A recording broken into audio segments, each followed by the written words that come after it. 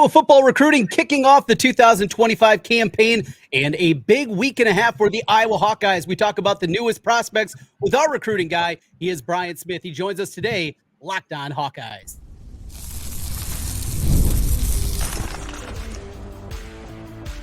You are Locked On Hawkeyes, your daily podcast on the Iowa Hawkeyes. Part of the Locked On Podcast Network, your team every day. I'm Trent Condon, and this is the Locked On Hawkeyes podcast. Thanks for making Locked On Hawkeyes your first listen every day. We're available wherever you find podcasts, and you can also watch us on YouTube. While you're there, make sure you hit the subscribe button. Helps us get in front of more Hawkeye fans. Today's episode is brought to you by Gametime. Download the Gametime app, create an account, and use code LOCKEDONCollege for $20 off your first purchase. Terms apply. Happy to be joined today by Brian Smith, our recruiting coordinator here on the Locked On Network, and a lot to get into in the land of Hawkeyes before we talk about some of the recent commitments of the class of 2025, getting ready for the 4th of July. How you doing, Brian? Doing well, sir. How about yourself? Can't complain. Excited for the holiday. Radio station gave us Friday off, so excited about that. A 4-day weekend coming up here. Can't complain. We'll definitely take that one. And for you, in your world, I don't want to say recruiting slows down because it never slows down, but is this a quieter time, not just for you, but just programs across the country? You had all those big June events. You're looking forward to 2025. Is this a time? Yeah, there's still commitments happening and the like, but at least it slows down a little bit. Yeah, this part is a little better. The new trend is at the end of the month. You got to take advantage between about the 10th of July and the 20th, because after that you have the dead period will lift. And then at the end of the month, I don't know, I assume Iowa does this too. They have those recruiting events where everybody shows up from USC to Miami, from Notre Dame to SMU, et cetera. Everybody's got those. And I got to try to cover that. But the commitments are the only other thing. So July is pretty slow. Get to just kind of enjoy previewing the season, be like a normal person instead of driving around. So it is nice. Well, let's get into the latest commitments for the Iowa Hawkeyes. A bevy of different commits that they got after their big event that they had a couple weekends back now, going back. And want to kick things off with a St. Louis prospect. Now, St. Louis is an incredibly important territory for Iowa. Yes, you look back at some of the guys that they got, Marvin McNutt, Adrian Claiborne. St. Louis has been very fruitful for Iowa, but it's also changed and evolved. After Missouri left for the SEC, that's really become SEC territory. A little bit more difficult to get prospects there, but they go out. They have some legacy that goes along with it with Lucas Allgeyer. His uncle played baseball at Iowa. His dad was a football player under Hayden Fry back in the day. So you had the bloodlines to go along with it. That certainly helps things. But before we get into him as a prospect, just St. Louis in a program like Iowa, they recruit obviously Chicago incredibly hard. They look across the Midwest landscape and trying to find those prospects and then pick and pluck in Texas and Florida and the like. But a place like St. Louis with Missouri seeming to be ascending, how important it is to keep that pipeline open for a program like Iowa where it's less than 4 hours away. Well, I think it's important for the positions that it provides. I mean, it's a state that's pretty good all around, but like the wide receiver and DB spots, St. Louis, Kansas City, and just random spots in the state has been pretty good. Luther Burden, I'm sure that Iowa fans would love to have him on their roster. Everybody in the country would. Yeah, he's a special player, but he was a St. Louis kid, and there are guys that are all over the country that are skill guys from just St. Louis in particular. Notre Dame's got a running back. There's some DBs at LSU and Notre Dame had, et cetera. I mean, it's really good. So if Iowa doesn't get a few of those kids because in-state Iowa struggles, it's going to be harder. Where are you going to get them from? You're going to pull them all out of Texas now that that's an SEC state as well? I mean, it's hard. So, yeah, you got to get one or two kids a year. I don't think it's out of the question. It's not like it's far. Right. So, and not everybody just wants to go to Missouri. So, if you can find a couple of kids a year, I think that would benefit your program. Absolutely. Allgeier's an interesting prospect because I know different teams looked at him different ways, either a defensive tackle or an offensive tackle. And that kind of versatility, I think when you start and you're hearing college programs that like him on both sides, certainly gives you the idea, athleticism, 6'6", 285 pounds already as a high school player. And when you watch the film of Allgeier, what do you see? Long arms, a kid that really plays hard. You can tell he's playing both ways because depending on where you are in his film, he's gassed, but he still tries as hard as he can. But early in the games, his defensive film's even better because he's not completely on the field on every play at that point. So it's fun to watch him slant and try to get underneath somebody because he's so long. But if he gets his shoulder by, that is an aggressive football player. I tend to think he would be better as an offensive tackle, but it's just hard to find D linemen. You know, I mean, I was not throwing out bags of cash for NIL, so I'm sure they'll try him at D line first to see where it goes. But he's got such length, I could see him being an offensive tackle for the Hawkeyes in a second. And that's where Iowa certainly likes him, and they need tackles. That's a position that's been frustrating here recently for Iowa football. And you think of Tristan Wirfs and going back in the day to Robert Gallery, and we could go on and on and on. The tackle spot has been a weak point over the last 4 or 5 years, and even this season, it looks like they're going to go back with Mason Richmond, who, when he plays in the league, he's going to be a guard. He's not going to be a tackle, but that's just the way that things have played out. Let's get into another prospect here. Let's go to Mason Woods, the son of LeVar Woods, the special teams coordinator for the Hawkeyes, plays in Iowa City at Iowa City West. A athlete is what he's listed at, 6'1", 190. Some people think that tight end maybe be the position. Seems a little bit short to me to be a tight end. I wonder, he's got pretty good speed. You know, if you don't supersize him, if suddenly wide receiver could be a spot. We'll get into wide receiver talk a little bit later with the Hawkeye program. But what do you see with Mason Woods, a guy that defensively I didn't exactly love, seemed to shy away from contact a little bit? What do you see with Mason Woods? I see him at 220 pounds now on another site, so I hope that's more accurate. But I see a big receiver / H-back guy. I think he's offense as well. Catches the ball naturally away from his body. I think it's a pretty easy pick to leave him on offense. I think you could even use him at running back in certain situations if he's an H-back. Throw the ball to him, put him in situations if they're playing man. There's no linebacker going to stay with him. And he's got some pretty good speed and ability to make guys miss. This just in, Iowa is not exactly dominant in the passing game. Anytime you have a kid locally and his dad's on staff, I mean, you got to take the kid, and he's one of the better athletes in the state of Iowa. They got a good player here. You got to take the freebies, man. This is the biggest layup they're ever going to get. You know, he lives in Iowa City. His dad's obviously a Hawkeye, so you have to be happy. If you lost this kid, there would have been more talk about it. You know, it's just it wouldn't have went very well, I'm sure. But and there's kind of there, Brian. There's more of a backstory to that too, because LeVar Woods interviewed for the Tampa Bay Buccaneers special teams coordinator job this offseason. That could have changed things a lot. And they also named a, what did they call it? Basically, is that a head coach in waiting? They didn't use that terminology, but the assistant head coach they gave to Seth Wallace, who is a linebacker coach and the heir apparent to Phil Parker. And, you know, maybe he might be the hand-picked successor, if you will. People reading between the lines, and maybe LeVar wasn't exactly pleased about that. But again, that's all speculation. One more prospect here that I want to get into before our first break, and that is Cameron Herron from the Indianapolis area. Your area, Indianapolis there, and Herron, a guy, interior offensive lineman, 6'2.5", 275, a decent offer list, and just one of the guys. Justin Brent is a recent guy from Indianapolis, interior offensive lineman that people are equating to. What do you see with Herron? Athletic. He plays at Warren Central. It's probably the most dominant program in the state, basketball, football, and everything else. It's always good, has been forever. And this is no different this year because he's a power player, and I think he has the ability to make plays, whether he's pulling, whether he's going downhill. But then the funny thing, one of the best plays on the film, that the quarterback threw a pick, and like he's not going to outrun a receiver, but like he almost caught the guy. He's a big boy. And like the kid he was running, they'd have never let him live it down if he'd have caught him, but he's 100 pounds less. He was really close at the goal line. I'm like, okay, this kid plays hard. He can run in the open field. He's physical. Yeah, I can see it. The question I have is, will they move him to center? Because like you said, he's 6'2.5", 6'3", something like that. And he plays left guard for Central. But I could see him being the starting center for the Hawkeyes somewhere down the road. That'd be a good one. And center, an important position for everyone, and certainly Iowa. Absolutely. A lot of good ones throughout the years. We continue here, Locked On Hawkeyes, including a couple more prospects we're going to talk about, including maybe my favorite player in this class. I think there is a consummate Hawkeye in this class. We'll talk about him, CJ Bell and Brad Fitzgibbon, plus what's going on with Iowa receiving recruiting. We'll get into that with Brian as we continue. This is the Locked On Hawkeyes podcast.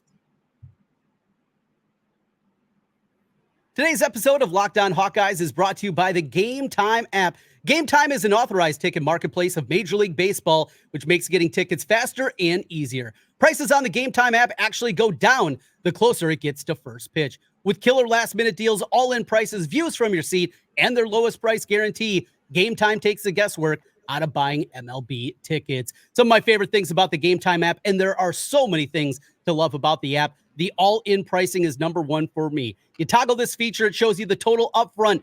Don't have to worry about those surprise fees at checkout, plus the ability to see exactly where you're going to be sitting in the arena, in the stadium, wherever you're going. You can see a panoramic view from your seat in the app before you buy. Take the guesswork out of buying MLB tickets with Gametime. Download the Gametime app, create an account, and use code LOCKEDONCollege for $20 off your first purchase. Terms apply. Again, create an account and redeem code LOCKEDONCollege, LOCKEDONCOLLEGE for $20 off. Download Gametime today. Last minute tickets, lowest price guaranteed.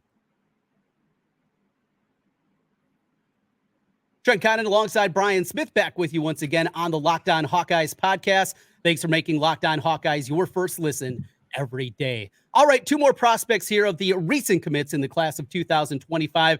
I mentioned, Brian, one of my favorite guys, Brad Fitzgibbon. We'll get into him momentarily. This one's CJ Bell. He's a defensive back that Phil Parker wanted. I don't care where they're ranked. I don't care where they're from. This one from Massachusetts. It doesn't matter. I've come to the point now after watching this for 25 years. If Phil Parker wants a defensive back, you tip your ball cap and say, I don't even need to watch the film. He wants him. He's going to be good. His film is pretty good, too. It's technically sound. He plays at one of the better prep schools up in the Northeast. Can play bump coverage, can play off. But most importantly, he's physical and he'll tackle. I think Iowa does as good a job with open field tackling as any program in college football. This kid's, again, he's at a program where it matters, but he's consistent with it. Like in most DBs, let's be honest. Out of the high school ranks, they're a little iffy when it comes to bringing guys down on a buck sweep or a screenplay and they got to go around a guard. This kid figures it out. He's pretty physical. He gets downhill and he's got long arms. He's over 6 foot. Parker, you're right about figuring out DB in general too. So you combine the film with his heritage, kind of hard to go against this one. This might end up being the best player in the class. Final guy in the newest commits for the class of 2025, Brad Fitzgibbon. Now, this is one I just watched him play, watched the film, just look at him. He just seems like an Iowa guy, right? He seems to have all the intangibles that you're looking for, coupled with a nice recruiting list, Michigan State, Wisconsin, Kansas, Iowa State, Vandy, K-State. You're beating programs like that. That's a pretty good start for where the waters that Iowa recruits in. And he seems like that guy. What did you see from him when you watched film on Brad Fitzgibbon? I thought he was a better athlete than what I anticipated. I'm surprised he didn't have a few more offers, to be honest, a little higher level. He's got size. He's at least 6'3". And I think you could move him to O-line if you want because he's a good athlete, but this kid's going to stay on the D-line, in my opinion. And you never have enough 3-techs. You got to have guys that are inside that can kind of muck it up, if you will. And he's that guy. He can slant and get in the backfield too. I think there's a chance this kid could be a starter at Iowa. He's not just a throw-in recruit or anything like that. I think a few guys kind of missed the boat, which is surprising because he's from Chicago. I thought he would have more offers than that. I know Notre Dame and a few other schools were kicking the tires on him too. So it's hard to say what it was, but Iowa got a good player, man. Probably a chance to play as a redshirt freshman because he's naturally big enough already. It's just, adjusting to college. But after a year, I bet he plays quite a bit. Like him a lot. And I think he's going to be a guy that's rotation. And you know it when we talk about NIL and getting into the recruiting game. You saw what it was this offseason with the transfer portal. Everybody in the country seemed like they wanted another defensive tackle, and the prices went through the roof, even for guys that weren't really productive, even at the mid-major level, and what they went for. You get a defensive tackle like this, a guy that can be a guy that you build up for a year and in there be rotational, maybe as a redshirt freshman, and then maybe be a 3-year starter after that. You get something like that, a defensive tackle, you're in great shape. That's all I can say is, get the guys like this that you don't have to pay. They're bought into your program. They've got upside. And then, of course, Iowa is known defensively. They do as well as anybody. Like the guy that was the sack leader for Iowa last year was a walk-on from Ames, Iowa, when he came out of high school. He wasn't even recruited. So I think they figured out development in Iowa City. So they got a bigger piece of clay to work with here, too. He's 280 pounds. Brian, I want to wrap up with you and talk a little bit about roster construction, roster management. It's such an important part of what's happening in today's age of college football. Obviously, what's happening in the landscape with the portal, having to have the ability to kind of have that flexibility in your roster. Before we get into wide receiver recruiting, we'll talk about that momentarily. Just constructing a roster, how much different it was than it was even, say, 3 years ago, and trying to put this thing together, piece it together, and keeping scholarships available when the portal opens up again? Well, I think it's one of those things where you've got to constantly ask the kids on your roster, even when they're in the weight room, privately, you've got to have an assessment. Hey, is this kid going to be here beyond this year? And I know coaches don't like dealing with that stuff. That's why a lot of college coaches are moving on. But you got to recruit your own roster 24/7. And if you don't, you end up looking at the portal for all the wrong reasons. Iowa's probably taking more culture kids. It's not as big a deal there, but you still got to take some. And like receiver in particular, we'll talk about that in a second. Like you got to find a way to get a few more guys out of the high school ranks there, but you got to hit a guy or two at a special spot. A guy gets injured, guy turns pro early. Even LSU, like they lost 2 D tackles of the draft a year early. They're in trouble. Mm-hmm. It happens to anybody. So you got to know when to use it, but you also got to plan for it to a certain degree. I think Iowa's staff overall is in probably a better spot than most. I know they would like to have another offensive tackle, but so would everybody else. Yeah. It's just so hard. Everybody I talk to, they're scared to death of the portal, and it changes how they talk to kids and everything else. Like it's a fine line because there's not a lot of data yet on the best way to do it. It's only been open for a few years. But I still think Iowa's culture, the way they recruit, they're going to have a smaller problem child list than a lot of other schools like in the SEC. They kind of gamble a little bit more on the culture, but they get more talent. So it depends on what you do. I like Iowa's style better, especially if I was coaching. It'd be a lot better if I was at Iowa. I don't think anybody on the Iowa staff would disagree with that. Well, you mentioned wide receiver, and it's so important. We see the hopeful evolution of the Iowa offense this year. Tim Lester coming in to run the offense. We heard a lot in spring about just how much better it was, even implementing a new system, a lot of motion, a lot of shifts, taking where he was a year ago in the LaFleur off the Shanahan tree and what they do offensively, a lot of motion and just trying to change the eyes of things while still maintaining what Iowa football is. But wide receiver's been an issue. And though they've had recent success, you look at a guy like a Brandon Smith, Amir Smith-Marset, they had a couple of years back. Both those guys bounced around the league. Amir Smith-Marset still in the NFL. It hasn't been great lately. And you look at the roster construction, they don't have many wide receivers in comparison to their Big Ten brethren, just in terms of scholarship players. And they're really only, at least on the surface, recruiting one wide receiver in this class, and it's Terrance Smith. Let's first talk about Terrance Smith before we got to get into that roster construction part. I know we've talked about him in the past, 6'4", 185. I like the film. You can see ex-receiver, okay, makes a ton of sense. Right now, it looks like it's Iowa and Minnesota vying for his services, and you talk about two programs that recruit differently. That's what you get there with Phil Fleck on one side and Kirk Ferentz on the other. Two completely different philosophies of how they recruit. What do you think of as a prospect, though, about Terrance Smith? The height, man. If you're going to get just one or two guys, you need to get one that's big enough to play boundary if he has to. But he could probably play flanker, too. So if you get guys like that and you're going to throw play action, which that's Iowa's game, you need a big-bodied receiver that can get down the field. They still need to get a slot or somebody like that that's dynamic. That's the bottom line, and that's where Iowa struggles. They don't have enough guys that make you miss after the play. So, but if you got a guy like that, then it makes your 6'4" receiver even better because you got to put more single coverage on him, etc. I'd love to see what he would do if Iowa had a full contingent of receivers and could rotate guys in. I don't understand why they're not recruiting 5 receivers in this class. Yeah. Wow. It's baffling. I don't understand it. Now, they've hit the portal. They got Caleb Brown out of Ohio State. He definitely was a big-time impact player at the back half of last year. He was great in high school. He was great. And, yeah, a running back that's still transitioning and kind of understanding all the intricacies of the wide receiver position. They got Seth Anderson last year. Flipper Anderson's son had the touchdown on the second play of the year, and then since then really wasn't seen. They're hopeful for them. They got Jacob Gill from Northwestern, but maybe that's the thought process, too, knowing that high school prospects probably right now, until they prove it, are not going to be really receptive to coming to play wide receiver at Iowa. Maybe you can have a little more success with wide receiver in the portal, and that's the idea. So maybe that goes hand in hand here, where they just understand the reality. We're not going to get many guys out of the high school ranks right now until we can show we can actually throw the football around. If that's the attitude, it's still defeatist. Like, you got to get somebody that could play it as an athlete. You bring kids in that can play corner, receiver, running back. Okay, you're going to get a shot at one of these spots. If you don't want, if you need to know exactly what it is, you're not for us. There are kids out there like that. So I still have a hard time. And like, there are some kids, if nothing else, that are 5'11", 170 that are in Florida that like the big three aren't going to take. You're telling me you can't get any of the 50 kids like that in the state of Florida? Right. I'm sorry. So I disagree, but whatever. If that's what they think, good luck to them, because you've got to be able to throw the ball, man. Yeah, and that roster construction, putting it together, that's the other component to this too.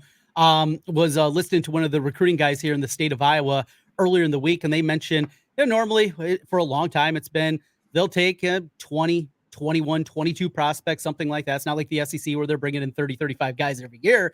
But because of NIL, because of what's happening in course with the transfer portal, you have to keep those scholarships open. And how much more difficult is this now for the recruiting coordinator? And if you have a quote unquote GM of figuring out high school level and a program certainly like Iowa, we love the developmental part of this program, developing these guys, building it up, but you got to fill in the gaps. And that means you got to hold back on some of the scholarships. It is a fine line. I've had that conversation with a bunch of people, Trent, and every program is a little different. Georgia's not worried about it as much. They just recruit their backyard for the most part, and they're getting elite players.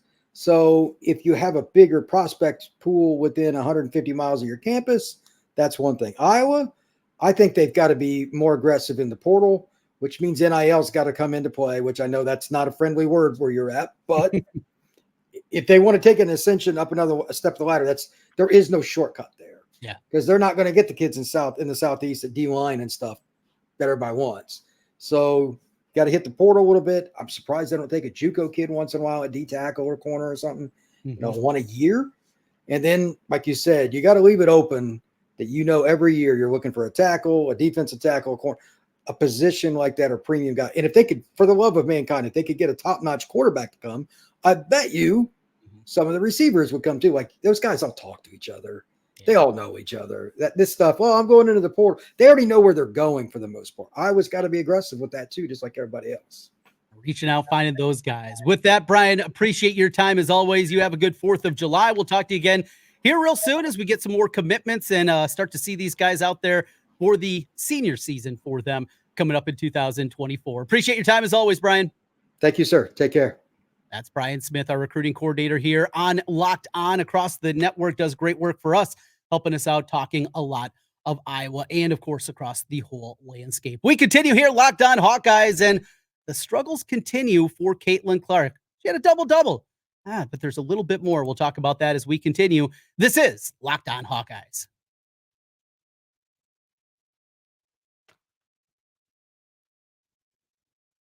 Trent Condon back with you one final time on the Locked On Hawkeyes podcast. Thanks for making Locked On Hawkeyes your first listen every day. Are you watching Fox Sports or ESPN all day on your TV? Do you have to turn down the volume with all that shouting?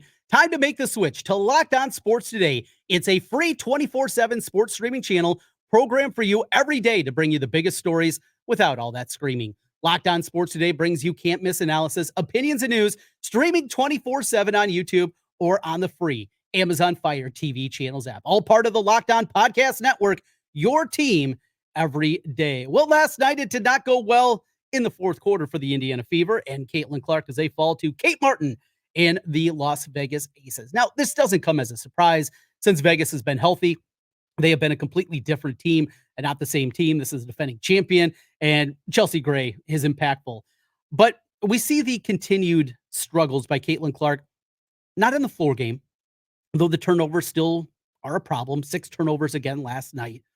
But it's the shooting the basketball, going 1 of 7 from 3.